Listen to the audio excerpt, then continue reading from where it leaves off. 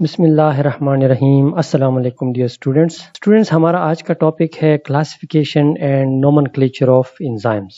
सबसे पहले आते हैं नोमेनक्लेचर ऑफ एंजाइम्स की तरफ। एंजाइम के नाम को 3 हिस्सों में डिवाइड किया जा सकता है। पहला हिस्सा सबस्ट्रेट का नाम होता है, मसलन लैक्टेट। एंजाइम का दूसरा हिस्सा रिएक्शन का नाम होता है, मसलन डिहाइड्रोजन। और एंजाइम का जो आखिरी पार्ट होता है वो सफिक्स होता है एज, जो कि हर एंजाइम के साथ लगता है, मसलन लैक्टेट डिहाइड्रोजनेज। लिहाजा आप देख सकते हैं कि इस एंजाइम के 3 पार्ट्स हैं, लैक्टेट जो कि सबस्ट्रेट का नाम है, डिहाइड्रोजन जो कि रिएक्शन का नाम है, और एज इसका सफिक्स है जो कि हर एंजाइम के लिए लगता है। एंजाइम की क्लासेस, एंजाइम को 6 क्लासेस में डिवाइड किया गया है, ऑक्सीडोरिडक्टेजेस, ट्रांसफरेजेस, हाइड्रोलेजेस, लाइजेस, आइसोमरेजेस एंड लाइगेजेस। तो आइए अब इन सब का एक मुख्तसरन तारुफ देखते हैं। सबसे पहले oxidoreductases. Oxidoreductases catalyse the transfer of hydrogen, oxygen और electrons from one substrate to another. इसके लिए जो दूसरे नाम इस्तेमाल होते हैं वो है ऑक्सीडेजेस, डिहाइड्रोजनेजेस या रिडक्टेजेस। यहाँ पे एक मिसाल के ज़रिए से मैं आप लोगों को समझाता हूँ। इधर आप देख सकते हैं ये एक एल लैक्टेट है और ये NAD के साथ रिएक्शन करके तब्दील हो रहा है पायरुवेट में, और NADH भी प्रोड्यूस हो रहा है। इसको कौन सा एंजाइम कैटलाइज कर रहा है? Lactate dehydrogenase.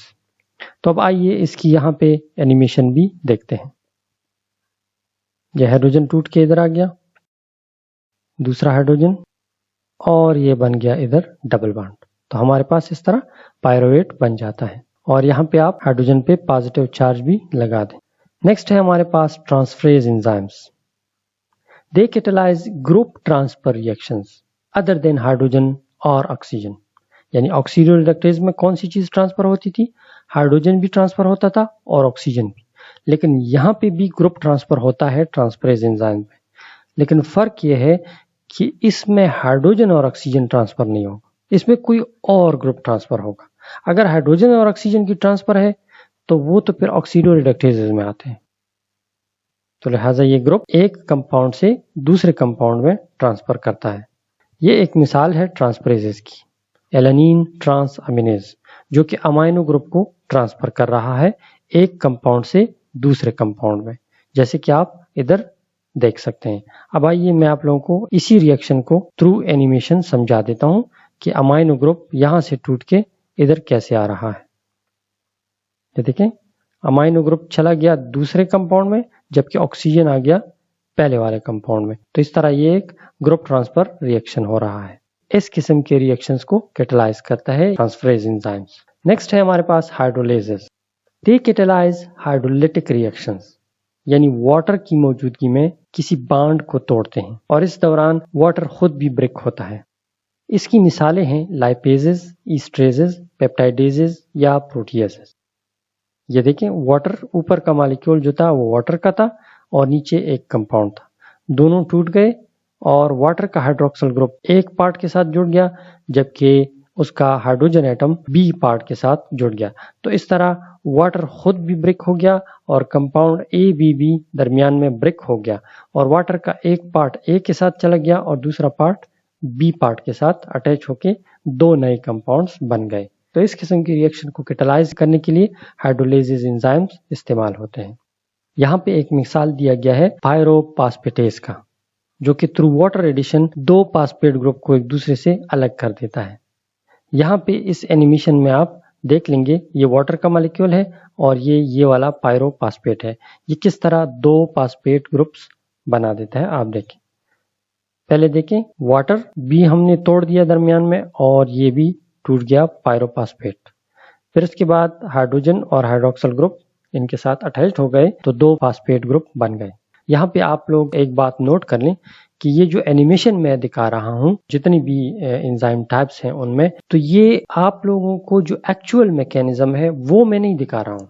वो बिल्कुल इससे मुख्तलिफ होगा, क्योंकि इंजाइमेटिक जो रिएक्शंस होते हैं उनका मैकेनिज्म इतना सिंपल नहीं होता जैसे कि मैं आप लोगों को इधर दिखा रहा हूँ। ये जस्ट आप लोगों को ग्रुप जो है वो मैं तोड़ के ना दूसरे में किस तरह थ्रू एनिमेशन, ताकि आप लोगों को समझने में थोड़ी सी आसानी हो। अदरवाइज अगर आप लोग इसकी डिटेल से मैकेनिज्म देखना चाहते हैं तो आप गूगल कर लीजिए, वहां पे इसका पूरा जो एक्सप्लेनेशन है वो दिया होगा। चूंकि ऐसे रिएक्शंस में एंजाइम्स इन्वॉल्व होते हैं और एंजाइम्स क्या करते हैं कि पहले सबस्ट्रेट के साथ बाइंड कर देते हैं। जैसे कि इधर दो सबस्ट्रेट थे ना, वाटर भी था और पायरोफॉस्फेट भी, तो वो फिर एंजाइम इनको अपने साथ बाइंड कर देता है और फिर उसमें एंजाइम्स के एक्टिव साइट के अमाइनो एसिड्स भी इन्वॉल्व होते हैं, उनके साथ भी बॉन्ड बनता है, वो उनको जो है ना ब्रेक करने में इन्वॉल्व होते हैं। उसके बाद ये फिर ट्रांसफर कर लेते हैं। तो लिहाजा यहाँ पे जो एनिमेशन आप को दिख रही है ना, इसको आप फाइनल मैकेनिज्म ना समझ लीजिए, ठीक है। तो फाइनल मैकेनिज्म के लिए आपको सर्च करना पड़ेगा गूगल को। चौथी क्लास है लाइजेस। दे कैटालाइज नॉन हाइड्रोलिटिक रिमूवल और एडिशन, यानी सिंथेसिस एंजाइम जिसे कहा जाता है, of groups eight double bond. या तो ये डबल बॉन्ड क्रिएट होता है या डबल बॉन्ड टूटता है। तो ये लाइजेस एंजाइम्स दो किस्म के रिएक्शन करवा सकता है, या तो रिमूवल ऑफ अ ग्रुप कर सकता है या एडिशन ऑफ अ ग्रुप कर सकता है। अगर ग्रुप रिमूवल है तो उसे तो स्पेसिफिकली लाइज कहा जाता है। तो जो lyases enzymes addition of a group करते हैं उनको सिंथेसिस भी कहा जाता है। और ये जो रिमूवल होती है ये नॉन हाइड्रोलिटिक होती है, यानी इसमें वाटर इन्वॉल्व नहीं होता, जिस तरह पिछले हाइड्रोलिज एंजाइम में वाटर की इन्वॉल्वमेंट थी, ठीक है। ये कौन से जगहों पे बॉन्ड को ब्रेक कर देता है? कार्बन और कार्बन के दरमियान बॉन्ड, कार्बन ऑक्सीजन के दरमियान और कार्बन और सल्फर के दरमियान जो बॉन्ड होता है, ये उनके दरमियान बॉन्ड को ब्रेक करने में यूजुअली इन्वॉल्व होता है। जो रिजल्टेंट मॉलिक्यूल होता है उसमें या तो डबल बॉन्ड होगा या फिर रिंग बन जाता है। मसलन डीकार्बोक्सिलेजेस एंड अल्डोलेजेस, ये दो लाइजेस एंजाइम हैं जो ग्रुप रिमूवल करते हैं। यहाँ पे मैं आप लोगों को एक एनिमेशन के जरिए से अब समझा देता हूँ कि ये लाइजेस एंजाइम में किस तरह ग्रुप रिमूवल होता है। ये आप देखें, एक्स टूट के वाई के साथ कनेक्ट हो गया और एक्स वाई फिर एक नए कंपाउंड की सूरत में अलग हो जाता है, जबकि वो बॉन्ड आकर वहां पे डबल बॉन्ड क्रिएट कर देता है। ये ए और बी के दरमियान डबल बॉन्ड क्रिएट हो गया और एक ग्रुप यानी एक्स वाई ग्रुप वो इस कंपाउंड से टूट गया। तो लिहाजा this is the removal of a group from the substrate. ये एक एग्जांपल है पायरोवेट डीकार्बोक्सिलेज की, जो कि कार्बन डाइऑक्साइड रिमूवल करता है। तो आइए अब इधर एनिमेशन में दिखाता हूं कि ये कार्बन डाइऑक्साइड किस तरह रिमूव हो रहा है। ये देखें, कार्बन डाइऑक्साइड यहां से रिमूव हो गया और इधर हाइड्रोजन आ गया उसकी जगह पे। आइसोमरेजेस, दे कैटालाइज आइसोमराइजेशन रिएक्शंस, यानी एक आइसोमर को दूसरे आइसोमर में तब्दील करना, या मसलन एक इनांशोमर को दूसरा इनांशोमर में तब्दील करना, यानी डी को एल या एल को डी में तब्दील करना। इसी तरह बाकी आइसोमर्स बनाने में ये एंजाइम्स इन्वॉल्व होते हैं। मसलन इधर आप देखें, एक्स ग्रुप जो है वो ए के साथ कनेक्टेड है और वाई बी के साथ है। ये जब एक दूसरे को एक्सचेंज कर देते हैं तो ये एक आइसोमर बन जाता है, क्योंकि अब वाई जो है वो ए के साथ कनेक्टेड है और एक्स बी के साथ है। यहाँ पे एक मिसाल दिया गया है एलानीन रेसमेस का। ये क्या करता है, एल को डी में तब्दील करता है और डी को एल में तब्दील कर देता है।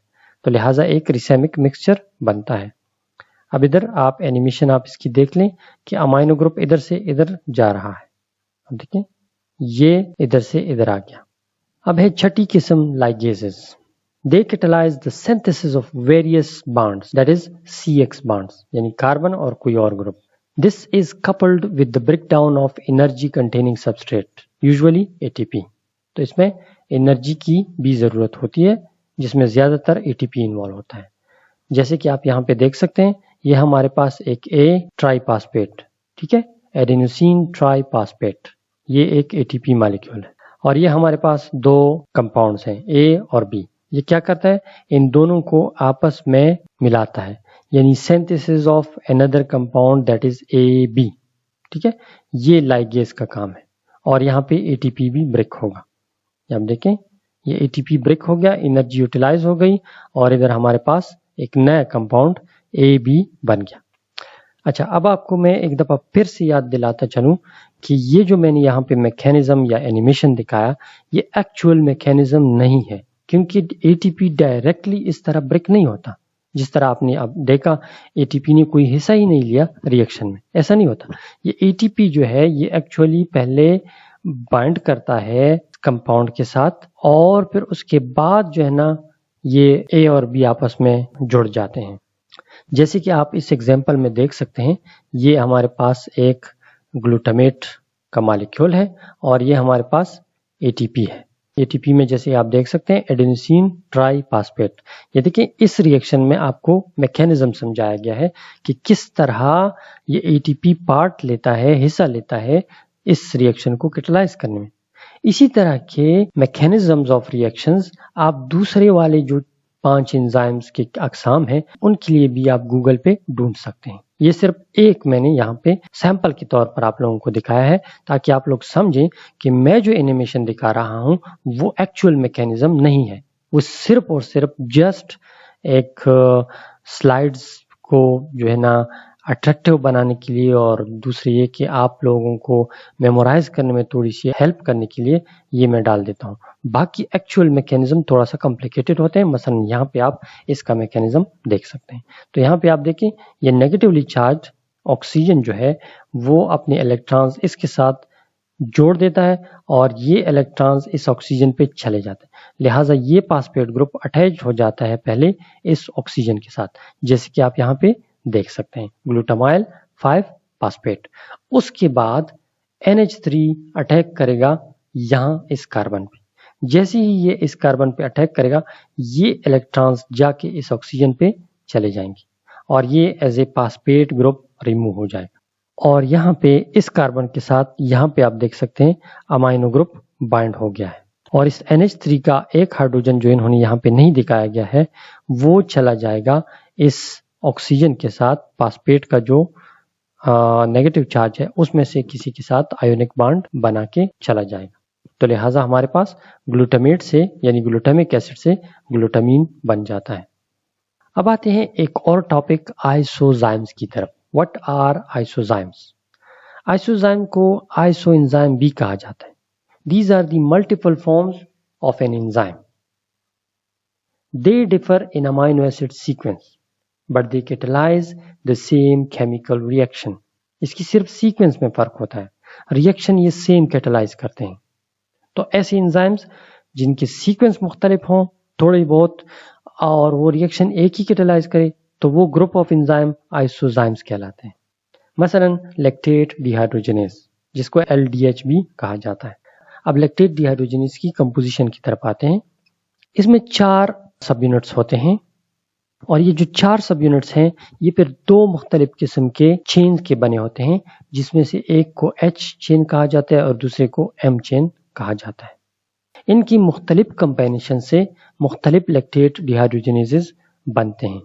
ये जो 2 सब यूनिट्स हैं ये 5 मुख्तलिफ तरीकों से आपस में कंबाइन होकर मुख्तलिफ आइसोजाइम्स बनाते हैं।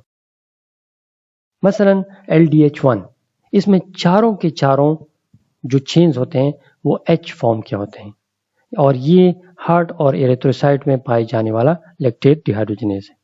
दूसरा जो है उसमें 3 H यूनिट्स होते हैं और एक M सब यूनिट होता है, ये भी हार्ट और एरिथ्रोसाइट में पाया जाता है। तीसरा लैक्टेट डिहाइड्रोजिनेज वो है जिसमें 2 H's और 2 M यूनिट्स होते हैं और ये ब्रेन और किडनी में पाया जाता है। LDH4 में 1 H और 3 M होते हैं और ये स्केलेटल मसल और लिवर में पाया जाता है। और आखिरी वाला जो लैक्टेट डिहाइड्रोजिनेज नंबर 5 है उसमें चारों की चारों चेन M फॉर्म के होते हैं और ये भी स्केलेटल मसल और लिवर में पाया जाता है। अगर आप देखें जो हार्ट में पाया जाता है उसमें ज्यादातर H के यूनिट्स होते हैं और जो मसल्स में पाया जाता है उसमें ज्यादातर M यूनिट्स होते हैं। जाइमोजेंस, जिसे प्रो एंजाइम भी कहा जाता है, ये एंजाइम के इनएक्टिव प्रीकर्सर होते हैं, यानी वो पहले शुरू में इनएक्टिव होते हैं बाद में एक्टिवेट हो जाते हैं। जाइमोजन जो इनएक्टिव फॉर्म है एंजाइम का, उसको एक्टिवेट करने के लिए बायोकेमिकल चेंज जरूरी होता है।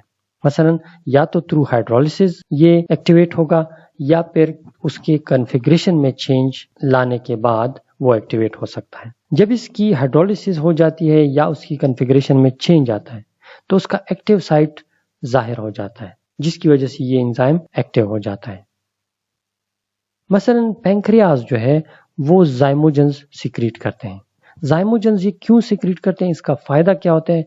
ये इसलिए इनएक्टिव फॉर्म में होते हैं क्योंकि ये डाइजेशन में इन्वॉल्व होते हैं। अगर ये एक्टिव फॉर्म में सेल के अंदर रिलीज हो गए तो ये अपने ही सेल को डैमेज कर देंगे और उसको डाइजेस्ट करना शुरू कर देंगे। तो लिहाजा सेल को डाइजेशन से बचाने के लिए ये पहले इनएक्टिव फॉर्म में रिलीज होते हैं, और जब ये स्टमक में या इंटेस्टाइन में आ जाते हैं तो उसके बाद ये एक्टिवेट हो जाते हैं और वहां पे फिर ये स्टमक या इंटेस्टाइन को नुकसान नहीं पहुंचा सकते। उसका रीजन ये होता है कि वहां पे ऑलरेडी एक म्यूकस लेयर होता है तो वो उसको पेनिट्रेट नहीं कर सकता, लिहाजा वो डैमेज से बचता है।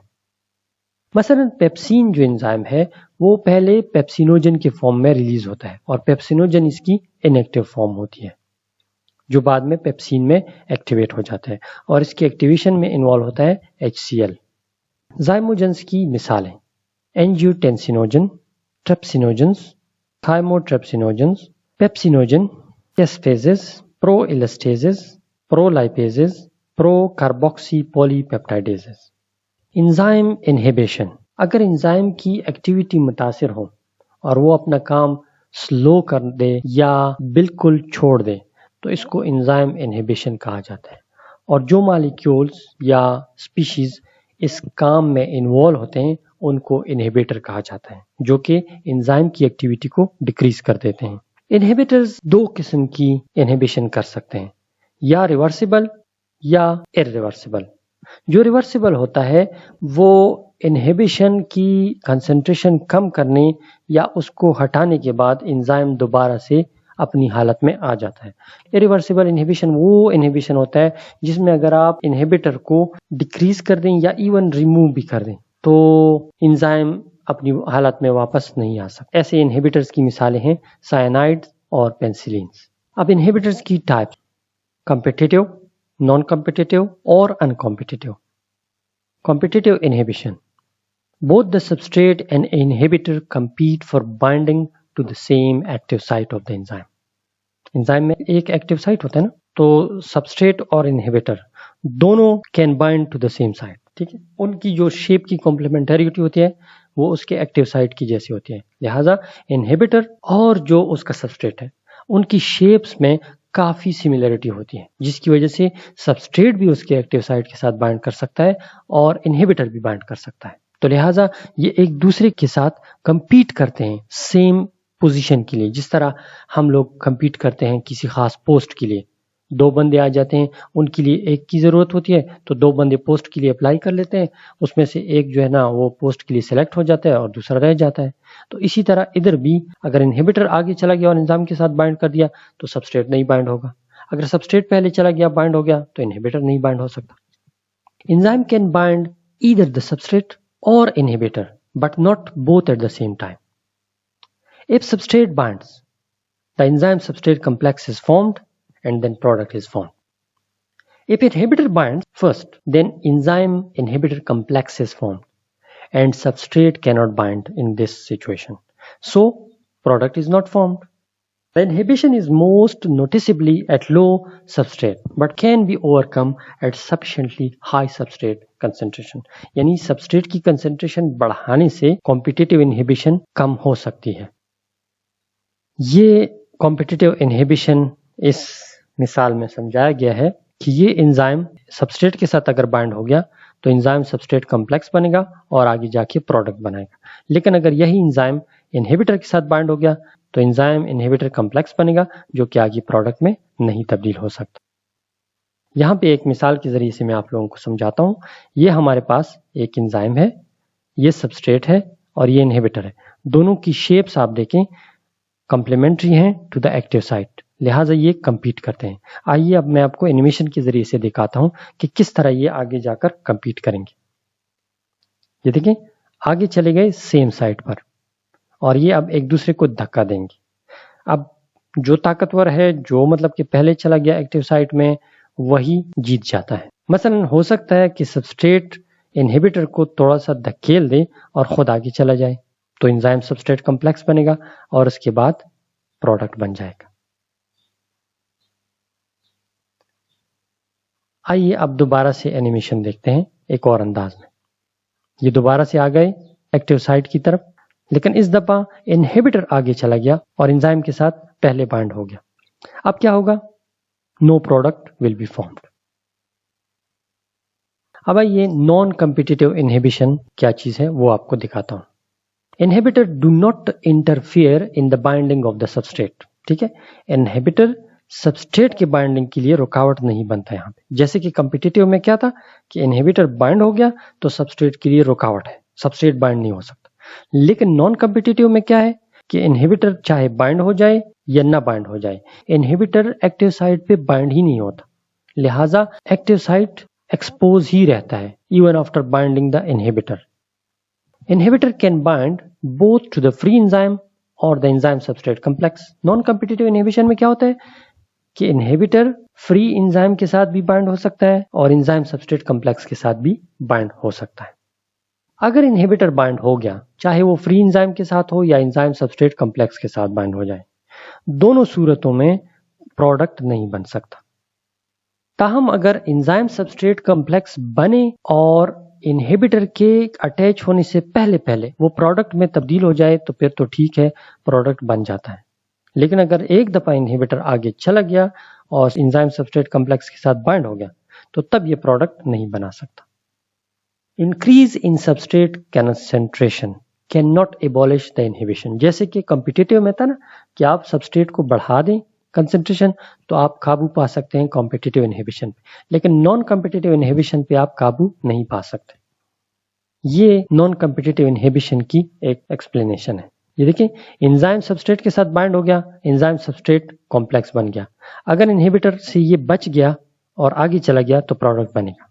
लेकिन अगर ये एंजाइम सबस्ट्रेट कॉम्प्लेक्स फौरन ही इनहिबिटर के साथ बाइंड हो जाए तो फिर ये ESI कॉम्प्लेक्स बनेगा जिसमें एंजाइम सबस्ट्रेट और इनहिबिटर तीनों होंगे, तो ये आगे प्रोडक्ट में तब्दील नहीं होंगे। यही इनहिबिटर फ्री एंजाइम के साथ भी बाइंड कर सकता है। तो फ्री एंजाइम के साथ बाइंड हो गया, उसके बाद उसके साथ सबस्ट्रेट चाहे बाइंड हो जाए या ना बाइंड हो जाए, ये प्रोडक्ट में तब्दील नहीं हो सकता। आइए मैं अब आपको दोबारा से इसकी एक्सप्लेनेशन एनिमेशन के जरिए से समझाता हूँ। ये हमारे पास एक एंजाइम है और ये इसके दो साइट्स हैं। ये एक एक्टिव साइट है जो कि सबस्ट्रेट के लिए है और ये दूसरा साइट है जिसपे इनहिबिटर बाइंड होगा। यहाँ पे आप देखें इन दोनों की शेप में कोई सिमिलैरिटी नहीं है, लिहाजा ये जो इनहिबिटर है ये एक्टिव साइट के साथ कॉम्प्लीमेंट्री नहीं है, लिहाजा ये इधर बाइंड नहीं होगा बल्कि जिस जगह के साथ ये कॉम्प्लीमेंट्री है वहां पे बाइंड होगा। अब आइए मैं इन तीनों मैकेनिज्म्स को आपको समझाता हूँ। पहले ये समझाता हूँ कि अगर सबस्ट्रेट पहले बाइंड हो गया और फिर इनहिबिटर अटैच होने से पहले पहले उसने प्रोडक्ट बना लिया, तो ये एक्सप्लेनेशन है इस पहली लाइन की। ठीक है, कि प्रोडक्ट बन जाता है क्योंकि अभी तक इनहिबिटर बाइंड नहीं हुआ। ओके, अब एक दूसरी सिचुएशन देखते हैं। सबस्ट्रेट बाइंड हो गया लेकिन प्रोडक्ट में तब्दील होने से पहले पहले इनहिबिटर भी बाइंड हो गया, तो फिर क्या होगा? No product will be formed. अब आइए तीसरी सिचुएशन समझाता हूं कि पहले इनहिबिटर बाइंड हो गया, ठीक है, ये वाली सिचुएशन जो यहां पे आपको नजर आ रही है। फिर उसके बाद सबस्ट्रेट बाइंड हो गया तो ESI कॉम्प्लेक्स बन गया, दोबारा से कोई प्रोडक्ट नहीं बनेगा। अब आइए अनकॉम्पिटिटिव इनहिबिशन को समझते हैं। इसको एंटी कॉम्पिटिटिव इनहिबिशन भी कहा जाता है। It takes place when an enzyme is already bound to the substrate. ये इनहिबिशन या ये इनहिबिटर कब अटैक करता है एंजाइम पे?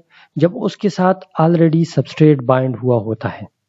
यानी नॉन कॉम्पिटिटिव की तरह इनहिबिटर जो है वो फ्री एंजाइम के साथ बाइंड नहीं कर सकता, ये सिर्फ और सिर्फ उस वक्त बाइंड कर सकता है जब ऑलरेडी एंजाइम सबस्ट्रेट कॉम्प्लेक्स बन चुका होता है।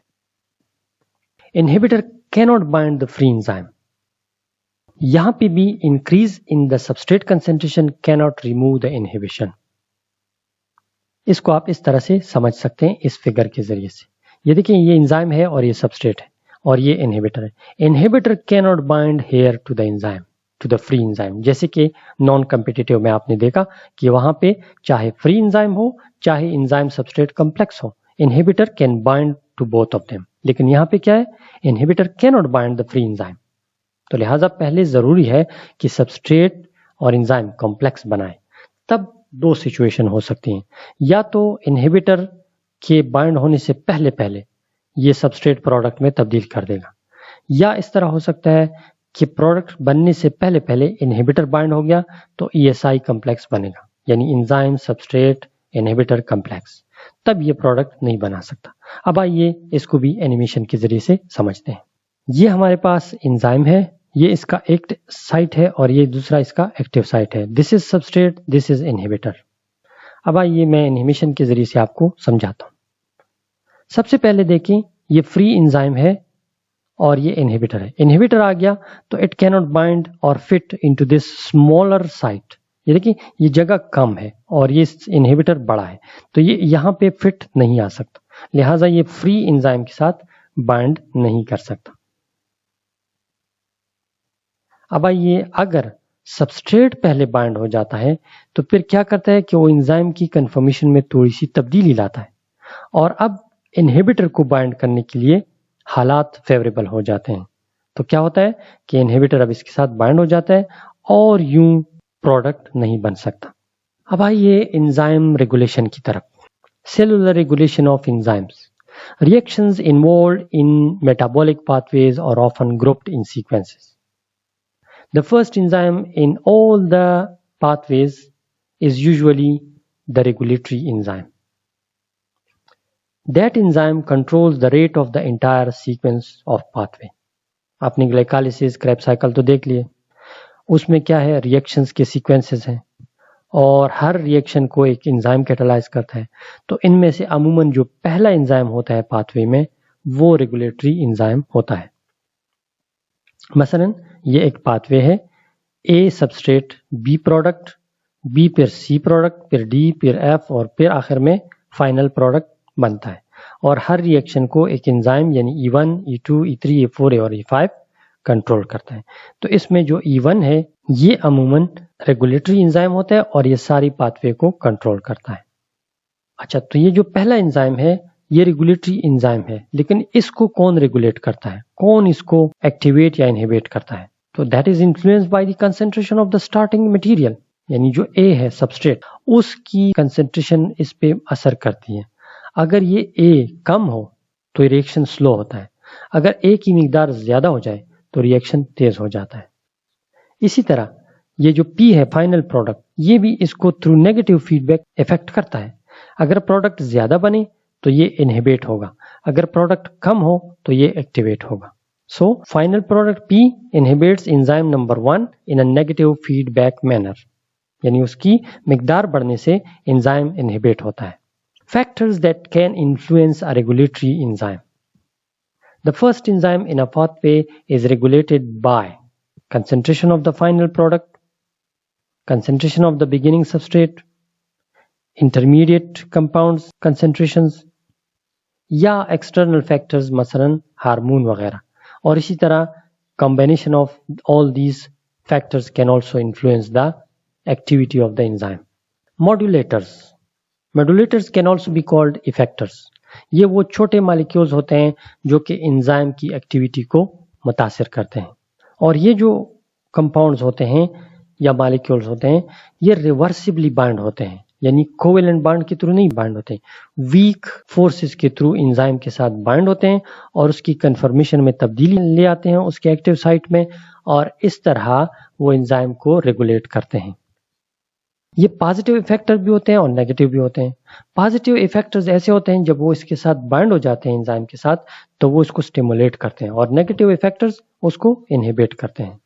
Regulation of enzymes. एंजाइम कई तरीकों से रेगुलेट हो सकता है, through allosteric regulation, covalent regulation, proteolytic activation, regulation by isoenzymes, site directed mutagenesis and catalytic RNA. Allosteric interaction. Most allosteric enzymes are oligomeric proteins with two binding sites, यानी एक catalytic site और दूसरा regulatory site. The binding of an effector to the regulatory site causes the conformational change of the protein and influences the activity of the catalytic site. जब वो regulatory की site के साथ bind हो जाता है, जैसे कि अभी आपने पिछले एनिमेशन में देखा, तो वो एक्टिव साइट को मुतासिर करता है और एक्टिव साइट को मुतासिर करने के बाद ये या तो एक्टिवेट हो जाता है या इनहिबिट हो जाता है। दूसरा है covalent modification. Enzymes are covalently modified on amino acid side chains. कैसे? By covalent modification the enzymes are either activated या डीएक्टिवेटेड। कॉमन अल्टरेशंस जो इसमें होते हैं एंजाइम में कोवेलेंट मॉडिफिकेशन, उनमें शामिल है phosphorylation of the hydroxyl groups in serine amino acid, threonine और टायरोसिन अमाइनो एसिड्स, या attachment of an ATP AMP to a hydroxyl group, या reduction of the disulphide bonds. तो ये वो तीन तरीके हैं जिसको कोवेलेंट मॉडिफिकेशन में शामिल किया जाता है। एंजाइम्स में अगर ये तीन किस्म के मॉडिफिकेशन आ जाएं तो इसके जरिए से भी एंजाइम एक्टिवेट या इनएक्टिवेट हो सकता है। नेक्स्ट है proteolytic activation.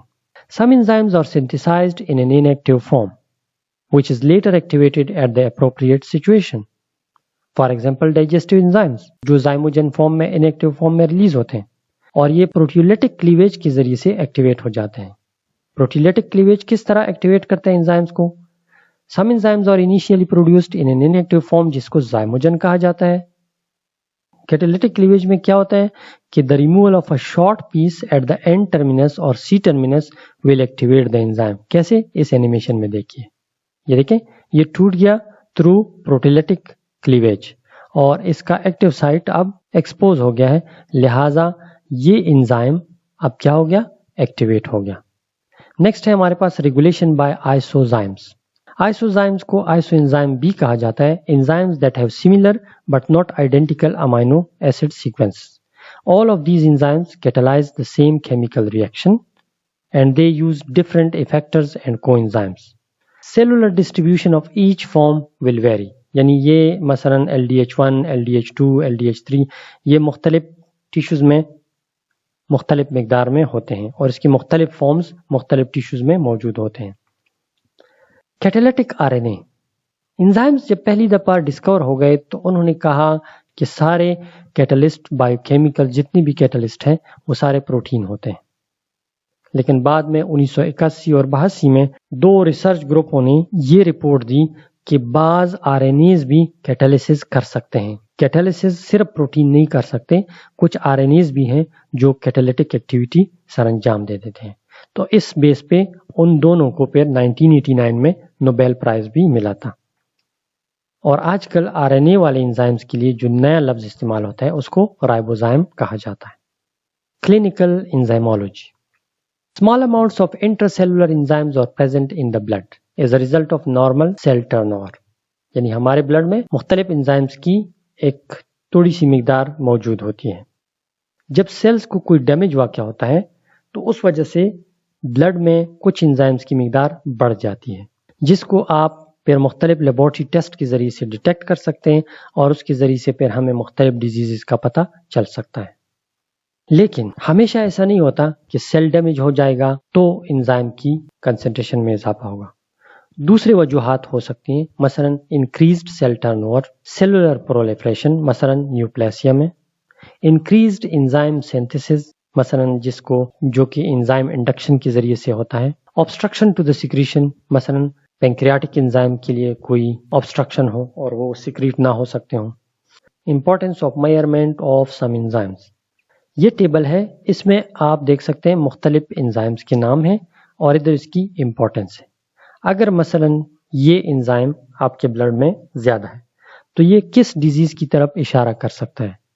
This is a marker of Piaget's disease जो कि बोन डिफॉर्मेशन डिजीज है, या रिकेट्स डिजीज को शो करती है due to lack of vitamin D होता है। इसी तरह कोलेस्टेसिस है, सिरोसिस है, या बोन ट्यूमर्स हैं, या प्रेगनेंसी और चाइल्डहुड वगैरह को ये डायग्नोज करने में हेल्प करता है।